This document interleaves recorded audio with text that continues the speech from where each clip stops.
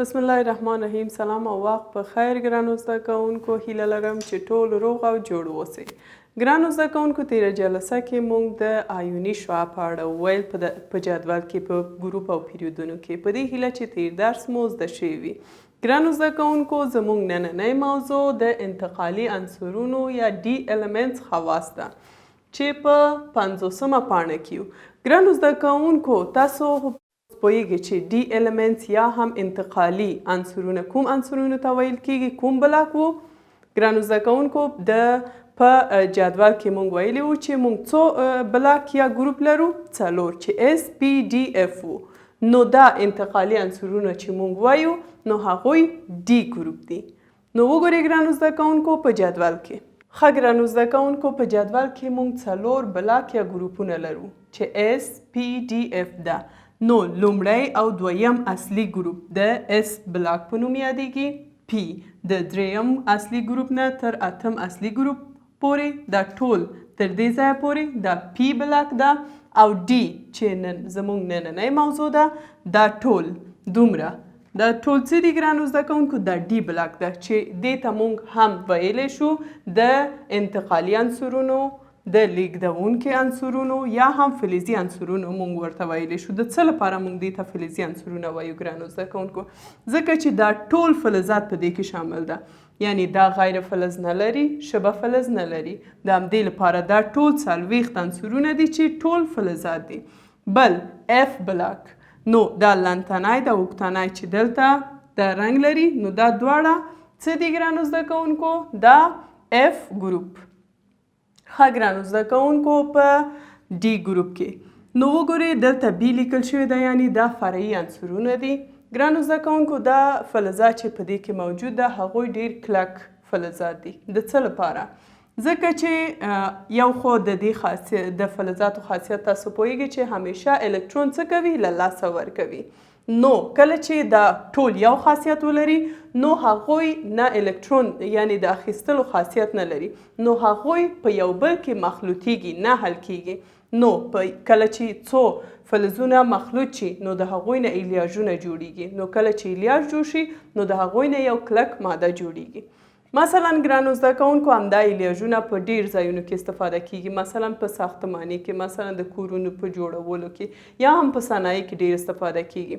یعنی د نور فلزاتو نه هم استفاده کیږي، مګر دا ډي بلاک چې ده د دې نه ډیر استفاده کیږي. دلته وګورئ تانیم ټي آی چې 22مه نمبر ده، د دې اتومي نمبر 22. ګرانو زده کوونکو، دا د طیاره په جوړولو کې د دې نه استفاده کیږي. یعنی دا د عنصرونه چې دي په صنعت کې د تمدن لپاره یا هم د پیسو چې د یو کشور یا د یو هیواد ملاتړ ده، نو ټول همدا فلزات دي. مثلا موږ وایو د تیتانیم په کوم ځای کې استفاده کیږي؟ د طیاره په جوړولو کې. بل ونادیم چې د دې نه بعد ده 23مه اتومي نمبر، نو دا چې ده د کتلست په توګه د دې نه استفاده کیږي. مثلا بل ګرانو زده کوونکو، دلته وګورئ پلاتین، سره زر، سپین زر، دا درې واړه د پیسو لپاره، یعنی پخوا وختونو کې د پیسو لپاره دا استفاده کیده چې د هیواد ملاتړ ده. بل ګرانو زده کوونکو، تاسو پوهیږئ چې د فلزات او غیر فلزات فرق دا ده چې فلزات هغوی د برېښنا تیرونکي خاصیت لري، یعنی د برېښنا هادي دي، د هغوی نه برق تیریږي. مثلا مس، دا مس چې ده په نړۍ کې د ټولو عنصرونو نه یعنی بهتر عنصر ده چې د هغه نه برېښنا تیریږي. مثلا تاسو د برېښنا د تیرولو لپاره چې مزو یا سیمو نه استفاده کوي، هغه د څه نه جوړ شوی ده؟ د مس نه جوړ شوی. نو هغوی د څټک خوړلو خاصیت هم لري، یعنی په پاڼو څه کیږي؟ دا ټول په نازکو پاڼو بدلیږي. یعنی کله چې د څټک په واسطه په دې باندې فشار راشي نو هغوی څه کیږي؟ هغوی په پاڼو بدلیږي. بل ګرانو زده کوونکو، دا فلزات چې په ډي بلاک کې ده نو هغوی مختلف رنګونه لري، ټول سپین رنګ لري، مګر بیا هم استثنا موجود ده. مثلا مس، دا چې دا سور قهوه‌ای رنګ لري ګرانو زده کوونکو. مثلا دا سره زر، دا ژیړ رنګ لري. مثلا سیماب ګرانو زده کوونکو، دا اس ټي پي یا معیاري حالت کې د دې شکل څه ده؟ مایع ده. نو وګورئ ګرانو زده کوونکو، داسې یو شکل لري چې دا د مایع څه ده؟ نښه ده.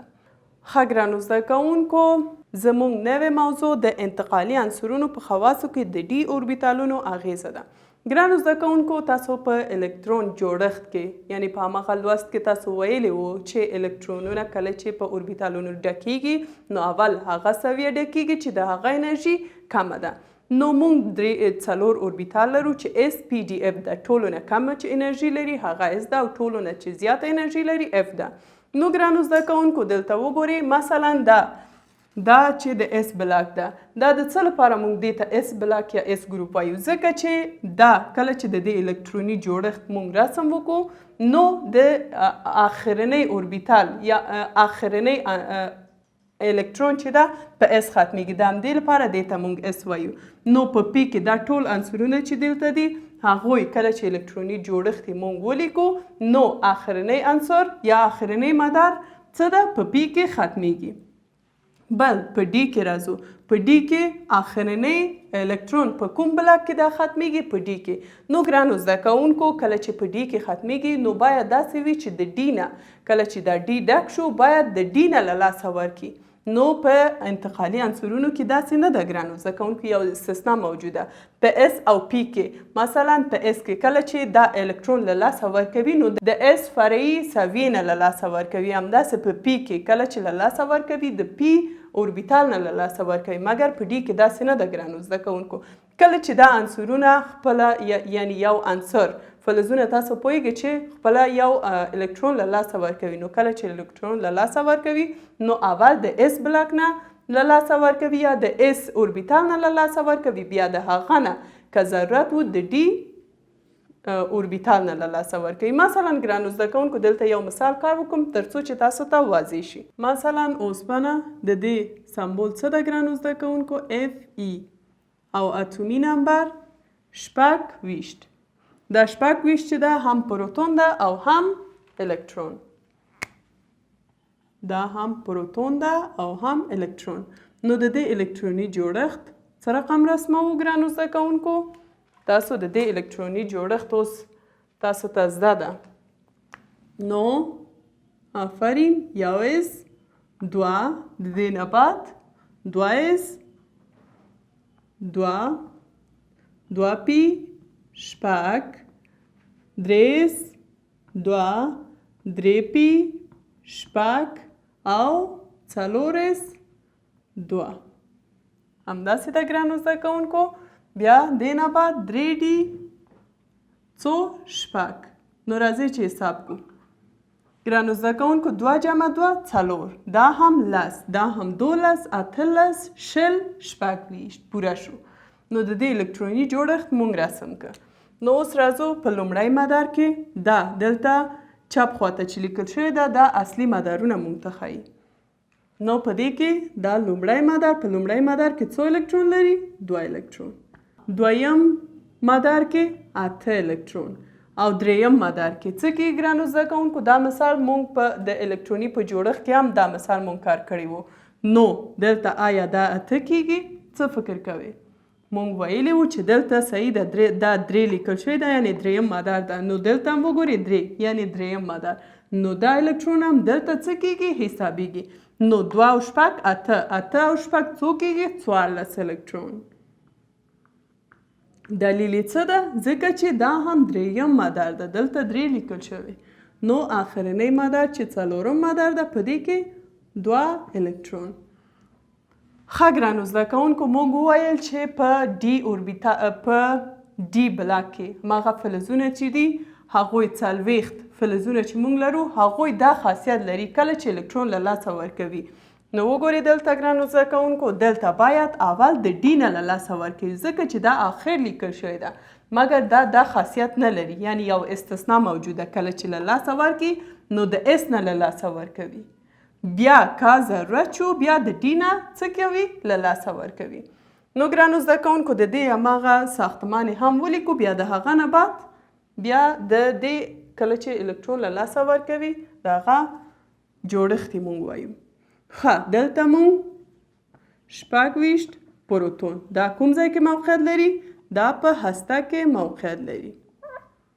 ګرانو زده کوونکو هسته دومره غټ نه ده، خو یعنې فرض وکړئ د دې لپاره چې تاسو ته یو ذهنیت پیدا شي د الکترون او د مدار د الکترون او د هستې په اړه.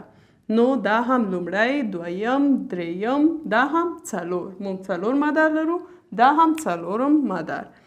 1 2 3 4. نو په کوم حروف ښودل کیږي اصلي مدارونه؟ K L M N. نو په لومړی مدار کې موږ څو الکترون؟ 2 الکترون ځای په ځای کولی شو. یا په لومړی مدار کې 2 الکترون امکان لري چې باید اوسي، د هغه نه زیات امکان نه لري. په دویم کې 8 الکترون، په دریم کې 14 الکترون او په آخر کې 2 الکترون. نو ګرانو زده کوونکو دا د اوسپنې اتوم ده، یعنی په عادي حالت کې. نو کله چې دا له لاسه ورکوي نو د دې جوړښت څه رقم کیږي ګرانو زده کوونکو؟ مثلا Fe 2 مثبت. 2 مثبت څه معنی؟ یعنی په دې کې 2 الکترون له لاسه ورکړه، دلته 2 پروتون زیاته شو او الکترونونه کم شو. نو کله چې دا 2 مثبت وي د دې جوړښت څه رقم ده ګرانو زده کوونکو؟ 1s2. دلته وګورئ او ماته ووایئ 1s2 د هغه نه بعد 2s 2 بیا 2p 6 3s 2 3p 6 4s دلته د s نه دا الکترون له لاسه ورکړ. نو دا 0 او څه 3d 6. وګورئ ګرانو زده کوونکو که همدا مثلا دا سودیم چې په لومړی په اس بلاک کې ده، نو کله چې د دې الکتروني جوړښت مونږ ولیکو په آخرنی مدار کې 1 الکترون لري، نو د آخر مدار نه دا څه کوي؟ له لاسه ورکوي، یعنی د اس نه. نو مګر په ډي بلاک کې داسې نه ده. مثلا Fe 3 یعنی 3 الکترون له لاسه ورکوي. نو اوس څه کیږي؟ 1s 2 2s 2 2p 6 3s 2 3p 6 او 4s 0 خو 3d هم 5 شو، یعنی یو استثنا چې په ډي بلاک کې ده. ښه ګرانو زده کوونکو په دې هیله چې دا زده شوي وي. یو ځلې بیا وایم تاسو ته ګرانو زده کوونکو. ښه ګرانو زده کوونکو وګورئ په ډي بلاک کې دلته یعنی اول د آخرنۍ اوربیتال دا الکترون له لاسه نه ورکوي، یعنی اول د هغه نه مخکې چې اس ده د هغه نه له لاسه ورکوي، بیا د هغه نه بعد په ډي کې یو استثنا او بل دا استثنا چې موجود ده په ډي بلاک کې ګرانو زده کوونکو د دې هماغه فضایي جوړښت پورې هم اړه لري. تاسو پوهیږئ د څه لپاره؟ ځکه چې په اس او پی خصوصا په پی کې دلته یعنی د دریم اصلي ګروپ نه تر اتم اصلي ګروپ چې د پی بلاک په نوم یادیږي په هغه کې ګرانو زده کوونکو د الکترونونه په اوربیتالونه کله چې ځای په ځای کیږي نو نږدې دي. نو تاسو پوهیږئ چې الکترونونه ټول منفي څه لري؟ منفي چارج لري. نو کله چې منفي چارج ولري د هغوی په منځ کې داسې تاسو پوهیږئ چې یو رقم یا همجنس چارجونه یو بل څه کوي؟ دفع کوي. نو د هغوی په منځ کې یو دافعه قوه موجود ده چې په ډي بلاک کې دا الکترونونه په اوربیتال کې چې ځای په ځای کیږي تقریبا 20 ځلې د پی نه دا څه ده؟ لرې ده. د همدې لپاره دافعه قوه په الکترونونو باندې کم دي.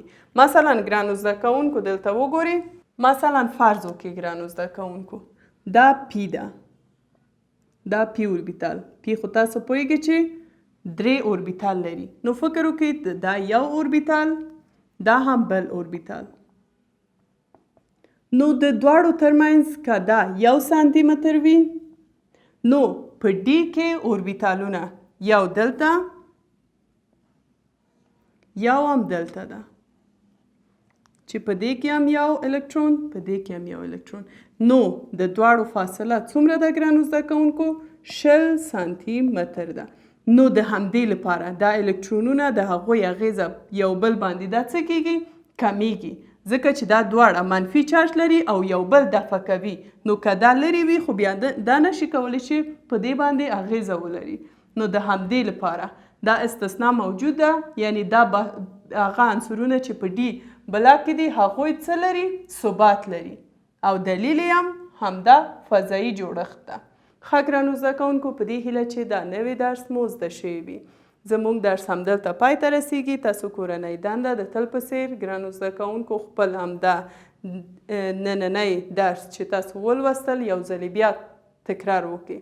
که کوم ځای کې ستونزه لرئ ګرانو زده کوونکو، تاسو کولی شئ په کومنټ کې ولیکئ او هغه فعالیت چې په 50مه پاڼه کې ده ګرانو زده کوونکو، دا هم د دې ځواب پیدا کړئ او تاسو کولی شئ خپل کورنۍ دنده په کومنټ کې راواستوئ. ګرانو زده کوونکو، که غواړئ د کتاب صاف ترلاسه کړئ، د همدې ویډیو ډسکرپشن کې موجود دی، د هماغه ځای نه ډاونلوډ کړئ. او که غواړئ ویډیوګانې په منظمه توګه ترلاسه کړئ، تاسو کولی شئ چینل سبسکرایب او ویډیوګانې مو لایک کړئ. تر بله جلسې چې زموږ نوې موضوع ده د انتقالي عنصرونو د اکسیدیشن نمبر په اړه، تاسو لوی او بخښونکي خدای ته سپارم. ښه وخت ولرئ. خدای پامان.